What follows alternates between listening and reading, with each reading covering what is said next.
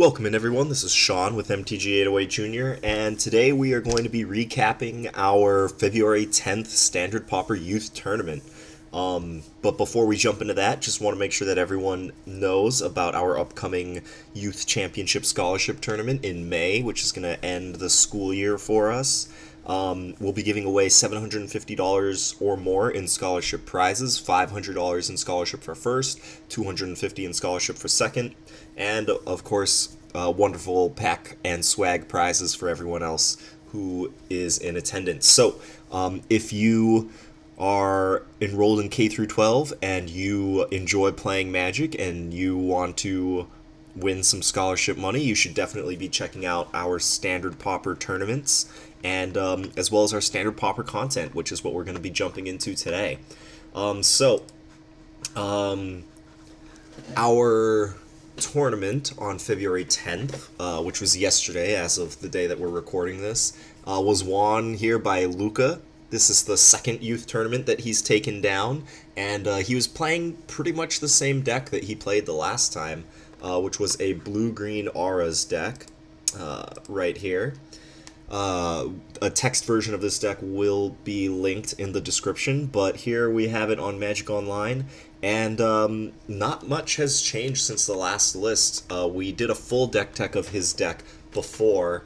I believe that the only big change is that he added Prying Blade to the deck, but otherwise, you know, he's got a couple of cheap creatures, right? Slither Blade, Aether Swooper, and then a bunch of ways to make them huge with Cartouche Knowledge, One with the Wind, Cartouche of Strength, Inventor's Goggles. He's even got an Implement of Ferocity in here, Prying Blade, and then you know, if the little creatures getting buffed up don't get the job done, he's got Pima Outrider in the middle of his curve, and then a whole bunch of top end here with Bastion Inventor and Gear Seeker Serpent, which get cheaper for the more artifacts that he has. Aether Swooper makes servos, which is an artifact.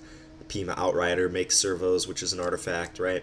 So Gear Seeker Serpent and Bastion Inventor kind of are the heavy hitters of the deck, but with the auras and the equipment, any creature in this deck can be a heavy hitter.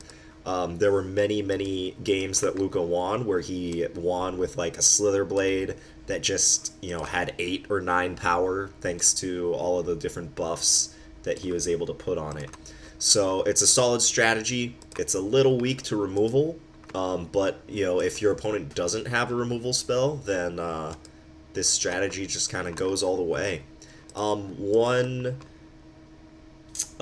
comment, I guess this is a new addition. I don't think he had a sideboard when he won our previous tournament a few months back, but I highly encouraged him to try unsummon in the sideboard, and you know, he talked to me after the tournament and he was like, these just got sided in every single time, they should probably be in the main deck. I don't know what he was siding out for them, but unsummon is just a very strong Magic card.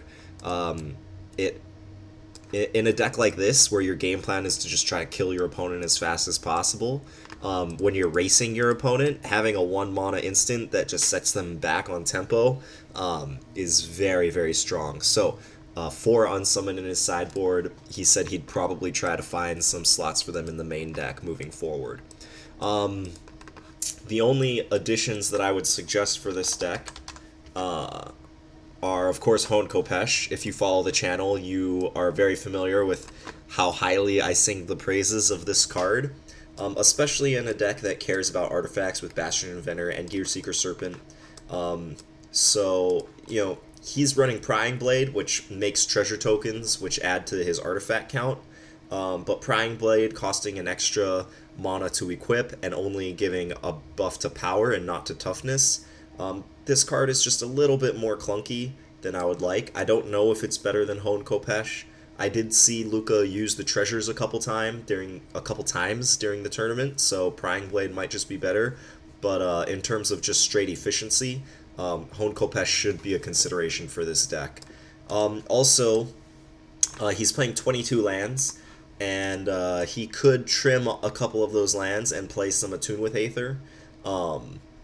The only energy sink that he has in the deck is Aether Swooper, but, you know, Attune with Aether would basically read, search your library for a basic land card, reveal it, put it in your hand, and then make a 1/1 servo at some point later in the game. So if you read it that way, Attune with Aether is just a really great card, and the opportunity cost for playing it is really low because you could just cut a couple of lands, and I don't know if he wants to go down to 18 lands, so I don't think you want 4 Attune with Aether. But I could easily see this deck functioning as a 22 land deck with 2 Attune with Aether. But yeah, very solid performance here by Luca. He took down, well, here, let's switch over here. So there he is in the top 4. Our top 4 competitors. We're going to take a look at all of their decks here. And next we're going to move on to the mono white deck played by Kyle. Here we are. And this deck is very similar to the mono white deck. I don't think we did a deck tech on the mono white deck, but we did play against the mono white deck in one of our gameplay videos that we posted last week. And this deck is very similar, although there are some key changes which I would like to highlight. Excuse me. So first of all, the big change is that he is playing Compulsory Rest and Caught in the Brights. So he has 7 pieces of removal, and these, we call them pacifism type effects because the first enchantment that kind of said enchanted creature can't attack or block, it costs 2 and it was just called pacifism. So these effects that do similar things, we just call them pacifism effects. Compulsory Rest costs 2, they can't attack or block, lets them gain some life later in the game if they have the mana to spare.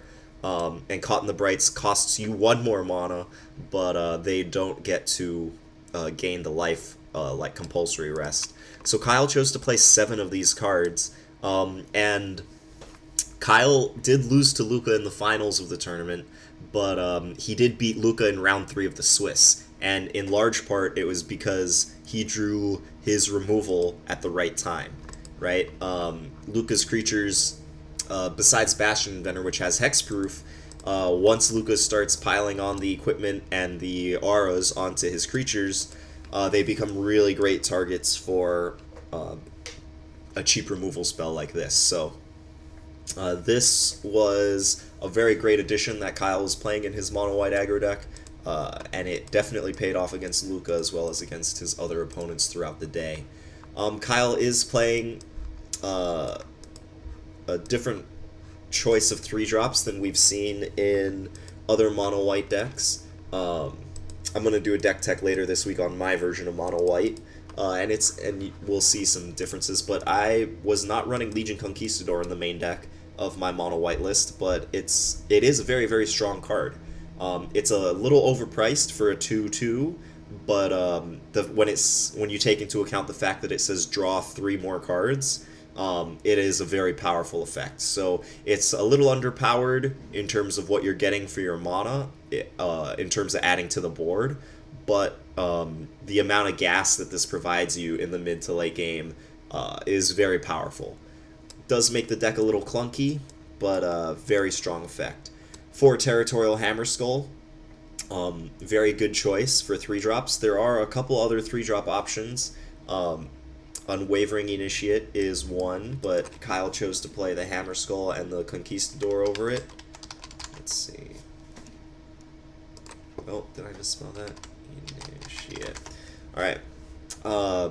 So Unwavering Initiate here is another option for the 3-drop slot for mono white, but Kyle chose to play Territorial Hammerskull and Legion Conquistador. So Hammerskull basically keeps his opponent from blocking. It's kind of like a removal spell, right? So between the Caught in the Brights and the Compulsory Rest, his opponents are going to have a hard time blocking. Looking down the curve, we see more of the usual suspects. Fanbearer, another amazing creature that keeps the opponent from being able to block very well. Keeps them from being able to attack very well also. Sacred Cat, very good at getting in early damage. Gain you a little bit of life, might trade for something, will come back later. Very, very great card. I would not recommend playing mono white aggro without playing 4 of each of these cards. These cards are just great. Moving up the curve, we've got the ever amazing Gustwalker. Again, if you're playing mono white aggro, Gustwalker should definitely be a 4 of. It's just an amazing rate. A 2 mana 2/2 is a very solid creature, and exerting it to fly and get an extra damage is just a great option to have. Oketra's Avenger, not as good as Gustwalker, but still very, very solid. We see it in most white aggressive lists. Exerting it into a board full of small blockers, your opponent doesn't really want to lose their blocker without trading with your creatures, so Oketra's Avenger gets in damage. The last 2-drop that Kyle chose to play here is Bishop Soldier. 2 mana 2/2 lifelink will just help him win races. And then up here at the top of the curve, he's got 2 Paladin of the Bloodstained, 4 mana 3/2, makes a 1/1 white vampire with lifelink. For 4 mana, you're adding 4 power to the board, one of which has lifelink. It's a solid option for the top of the curve. In my mono white list, oh nope. In my mono white list, I run Talkrop Elite to top the curve off just to get a little bit of evasion and the potential to pump the team. But Paladin of the Bloodstain is a very solid option as well. So Kyle did a great job coming in second place. He was not able to pressure Luca enough in the finals. I think he did end up drawing some removal and fan bearers, but the hexproof on Bastion Inventor just kind of like kept him from being able to get through with his smaller creatures. So he beat Luca in the Swiss, lost to him in the finals, still had a great tournament, so congratulations to Kyle. The last card I'm going to comment on here is, again, Honed Kopesh. Kyle's curve is a little high, right? He's got 8 3-drops. And 2 4-drops. So if he wanted to lower the curve, oh, and he's got 4 Caught in the Brights, right? So he's got 12 cards that cost 3. But if he wanted to lower the curve a little bit, I would highly suggest thinking about Honed Kopesh. Being able to buff up creatures, especially lifelink creatures, or creatures with flying, really helps with being able to punch through damage as well as being able to play defense effectively at the same time. So highly suggest this card be considered for this archetype, but all in all, Kyle did a great job coming in second place. And let's see, where's his winner photo? Second place, boom, earning himself a fistful of packs. So congratulations to Kyle. So Luca here, let's go over to this one. Luca here, will back up to talking about his deck. Luca's Blue-Green Auras deck became the very first youth player to beat me in the end boss match at the end of the tournament in a one-on-one constructed game. When we ran Two-Headed Giant last year, the winners of that took down me and my Two-Headed Giant partner in their end boss match, but Luca became the first student to beat me in a one-on-one end boss match. So congratulations to Luca. My blue-black aggro deck kind of gave out on me and did not put up as good of a fight as I was hoping. Yeah, so congratulations to Luca. His deck did take me down. He won 6 extra packs, rolling a D10 at the end of the tournament. So right on to Luca. Alright, backing up here. Okay, Christian here came in 3rd place, and he did not know that there was a tournament. He's cousins with Kyle and Troy, the twins. Kyle, who came in 2nd place, so he's cousins with them, and the story I got from them was they invited Christian over to their house to sleep over and also said to play in Standard Pauper the next day. Christian didn't hear that second part and came over to their house without a deck, so he borrowed this deck from them. This deck is taken almost directly straight from this channel. I guess that the twins had built this deck based on the deck tech on the YouTube channel. And They made just a couple changes, but basically Christian picked this deck up and played it to a third place finish. All day long, his Cartouche of Ambitions were saving him, right? He would be on his back foot, he would be almost dead, and then drop a Cartouche of Ambition on, a Riparian Tiger or a really big Thriving Rhino, or even an Aetherstream Leopard, and then get back in the game. So this deck performed very well. He did lose to Luca in the top 4. I didn't watch too much of that match, so I'm not sure how it played out, but I think a very big part of that match was Bastion Inventor having hexproof. So Christian was unable to target Bastion Inventor with Die Young or Skullduggery to help push through damage, and Luca's creatures just ended up being bigger than Christian's creatures at the end of the day, and Cartouche of Ambition could not save him in the match. So, congratulations for Christian picking up this very solid deck. I'm happy to see that this deck can hold its own in the metagame. We'll put a link to our deck tech on this deck in the description, and we also did a gameplay video with this deck as well. So we'll have links to that. The last deck to make the top 4 was Black-Red Pirates, and the player that played Black-Red Pirates, he lost his first round and came up to me at the end of the round and asked for, advice making his deck better. Well, let me back up a little bit. Even before the tournament started, he was asking for advice. He started out with 16 lands in his deck, and my first piece of advice was cut 4 cards and add 4 land, which he did. So he's playing 20 lands. He said even that felt a little bit low, but he was able to play this to a 2-1 finish in the Swiss to make top 4. But the first piece of advice I gave to him after he lost his first round was that he should be playing more than 16 creatures, right? He's got 7 1-drops here. Fanatical Firebrand, Grasping Scoundrel, great 1-drops. Well, Fanatical Firebrand is great. Grasping Scoundrel is good if you're trying to be an aggro deck, which he is. So he was able to put this to good use. It did end up getting some underwhelming trades throughout the day, but it still did its job. And then he's got 3 Goblin Trailblazers and 2 Fathom Fleet Firebrands. Very solid 2-drops, and 2 Fathom Fleet Borders and 2 Headstrong Brutes. So some decent 3-drops.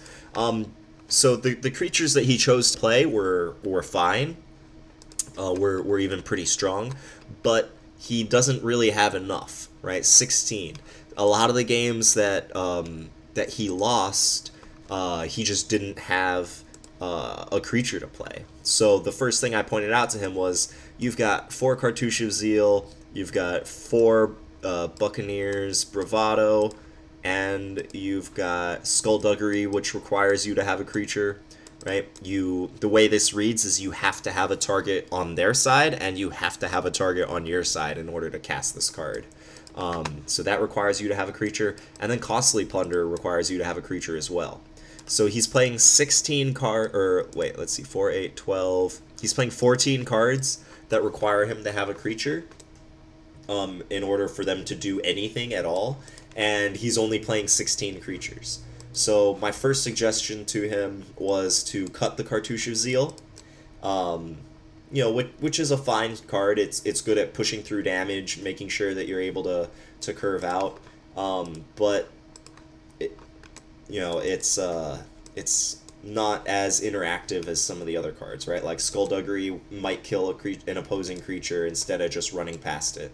And to cut the Costly Plunder, right? So the suggestions I made were to cut these 4 cards, these 6 cards, and then max out on Goblin Trailblazers and max out on Fathom Fleet Firebrands, right? And then max out on these guys as well, and then play 1 more of this. So this is what the deck looked like after the suggestions that I made. And he said next time he's definitely going to try that out. But, I also suggested that maybe he would want to play Pirate's Cutlass. It is another card that requires you to have creatures in play for it to do anything, but it is just very strong. So he was thinking about maybe moving Daring Demolitions to the sideboard to make room for some Pirate's Cutlass. But yeah, Pirate's Cutlass is very good at pushing through damage, very good in combination with Buccaneer's Bravado. Just having one big turn where you make a big creature even bigger, even more threatening. But yeah, all in all, he did a good job. Ended up going 2-1. Finished the tournament in 4th place, so congratulations to him. And yeah, that, we had 4 different decks make the top 8, and the Standard Pauper metagame is looking real nice. So, if you enjoy playing Standard Pauper, you might want to try out some of these decks that did well at our youth tournament. Our next youth tournament is February 25th. It's a Sunday at Westside Comics. And it is Standard Pauper. So take a look at, any of these top decks. If you don't want to play them, I would highly suggest you at least prepare for them, right? So you can build the top decks and then practice playing against them. I've said it many times on this channel, and I'll say it again. If you want to do well at playing Magic, you got to practice, and you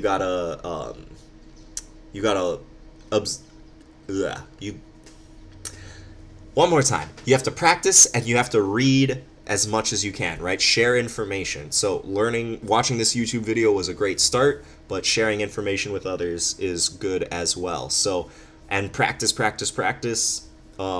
You want to practice against the field that you're expecting. So these are the 4 decks that did well at our most recent tournament. The people that played these decks might play a different deck next time, but if you're able to compete with these decks, then you should be able to compete with other decks as well.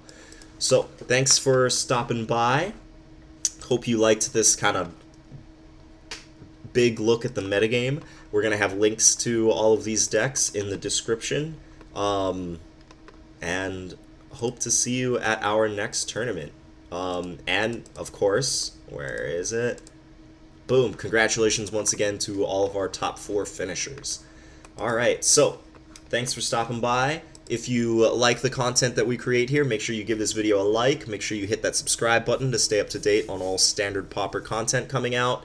And if you want to support the youth project, please consider becoming a patron subscriber. For as little as $1 a month, you can support what we do. You'll get access to our monthly expenditure report. You'll get a sticker. And for $10 a month, you will get your name, $10 or more a month, you'll get your name on at least one of the sweet plaques that we have at our partner shops. So, thank you for stopping by, and hope to see you at our next tournament, and I'll catch you later.